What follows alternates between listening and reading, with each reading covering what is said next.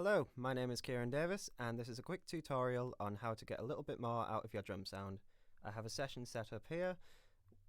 The drum sounds have already been given the basic mix, EQ, panning, etc. Let's give a quick listen. As you can hear, fairly basic drum sound, nothing too special about it.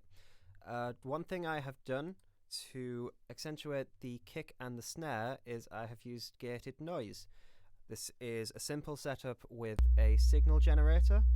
For the kick drum, it's a low frequency sine wave, and for the snare, it's just white noise. I've then sent the kick and snare to separate auxiliaries, which the signal generators are on, and I've put a gate after them. For the gate, you just need to set up how you want it to sound, but you probably shouldn't have it any longer than the initial sound itself. After that, you just set the faders, and you generally want them a bit quieter than the initial dry signal.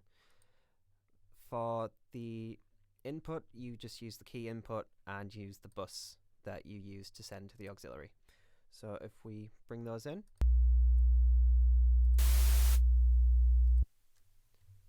and if we play just the kick and the snare,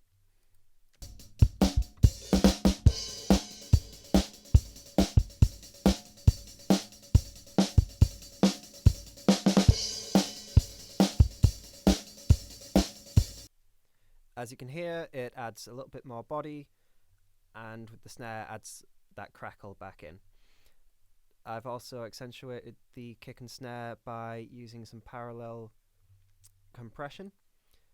It's just another aux track, send the kick and the snare over. Add a compressor. I've used the BF76. It's just a personal preference of mine. The trick with parallel compression is you want to drive the input. That's what gives it more of the oomph, but you've got to not go too crazy with it or you'll end up with something that just sounds horrible. I'll give an example of that.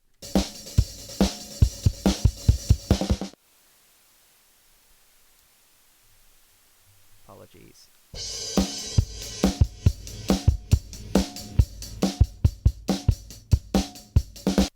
You want to find the sweet spot somewhere around here. And that just helps to add a little bit more body. Some of the unused assets in this recording were the tom drums. I set up the microphones and they were just never hit. A way to utilize this is to add some phaser to the toms, because at the moment they're acting almost like awkwardly placed room microphones, and this will just help to create a bit more movement to the drum sound. It's more of a textural thing than it is accentuating anything. If we listen to those just on their own, it'll sound a bit weird.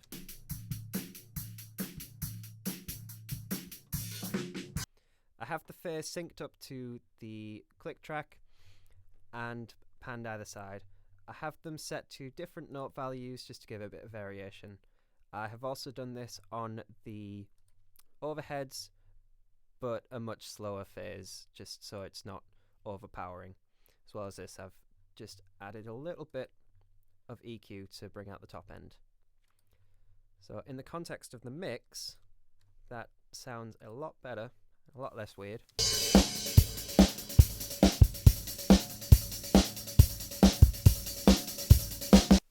And finally, I just added a little bit of reverb. This one fairly short, just to give it a bit more body, and this one fairly large, just to give it a sense of space. So if we bring that in as well.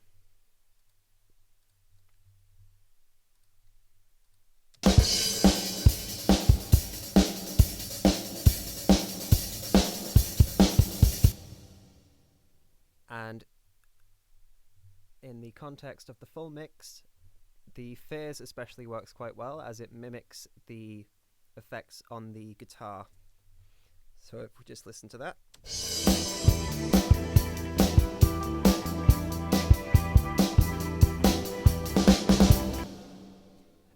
And that's it for this video. I hope you enjoyed it. Thank you very much.